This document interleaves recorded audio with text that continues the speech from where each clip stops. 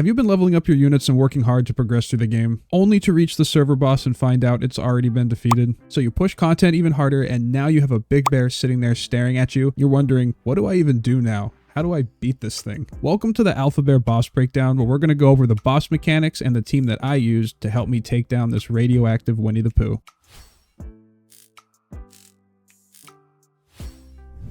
First up, I want to cover this boss's mechanics that will occur throughout this fight.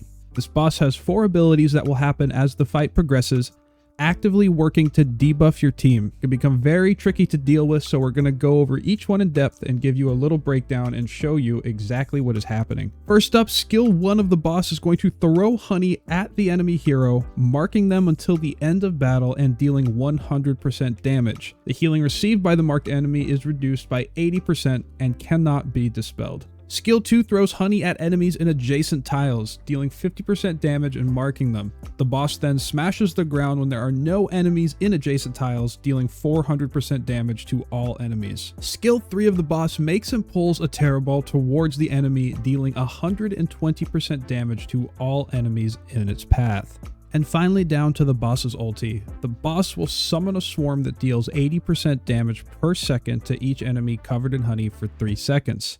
When all enemy heroes are marked with honey, a mega swarm is summoned, dealing 250% damage per second till the end of the battle.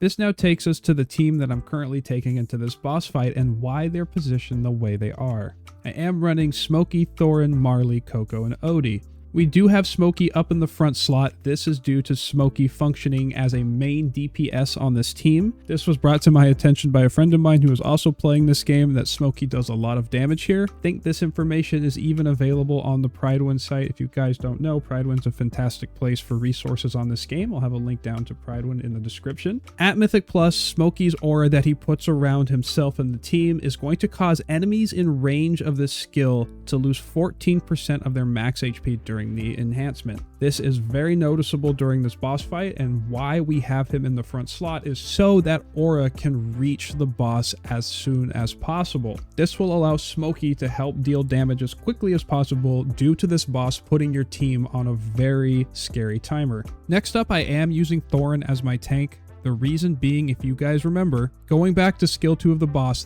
throws honey in the adjacent tiles, dealing 50% damage. He marks them, then he's going to smash the ground when there are no enemies in the adjacent tiles. So you want 1 unit to come up there and tank, and 1 unit only. Thorin having the ability to resurrect himself, this is pretty nice, because when the fight starts, Thorin will advance forward, take up that front row slot, and everybody else on this team is going to stay back. The boss will eventually smash the ground. There's no avoiding this. It's just going to happen. That's why this boss is scary. He puts you on that strong timer. The second key to the team's survivability is Coco. When Coco ultis, she's going to give your team 45% damage reduction. As you guys just saw, this boss is going to hit everybody with a huge AoE. The boss will apply that damage DOT with his ulti. So you're going to want to tank as much as you can in a very short amount of time. So the reason that I have Coco up in front there, Coco's range is sitting at a range of 4. We count the tiles from where Coco's standing to where the boss is. That is the perfect range for Coco to start attacking upon the fight immediately starting. This is going to allow Coco to ulti as quickly as she can in combination with Smokey's healing to try and give your team as much uptime as possible. Along with Odie doing damage in the back, this is giving us the 3 Mauler bonus, which is going to help increase stats. And finally, we do have Marley, as her single target true damage starts to really stack up and is extremely noticeable in this fight.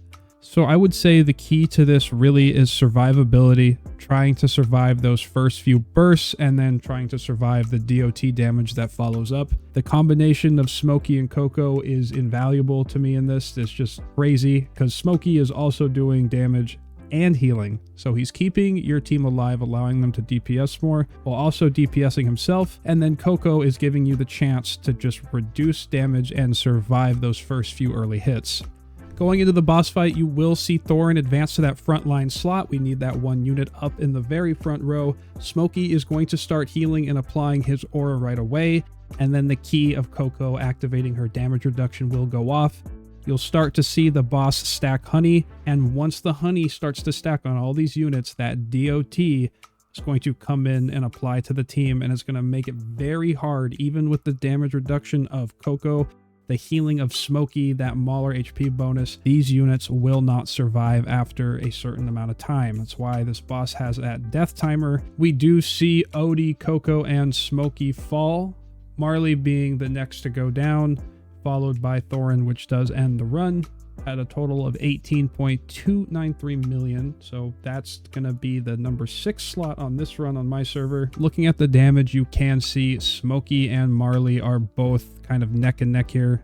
They are the ones competing, kind of pumping the hardest with the Odie and Thorin follow-up. Surviving as long as you can will allow you to do as much DPS as possible, because either they're going to fall to that stacking damage over time like my team did, or if the front line dies, they will get that big slam down and it's going to pop the team pretty quickly. So I do hope you guys enjoyed this breakdown of the boss. I am excited to do more breakdowns in this manner, really showing the mechanics of how the boss interacts with the team, what the boss is doing to your units, and giving that kind of visual representation. It was a blast for me to make this. I appreciate you guys stopping by. Let me know how this boss fight is going for you. This is the second of the 2 primals that we've had to fight. Very curious to see what units you guys are using, which units you found to be the most helpful. Smack that sub button for more AFK Journey content. I'll see you guys in the next one.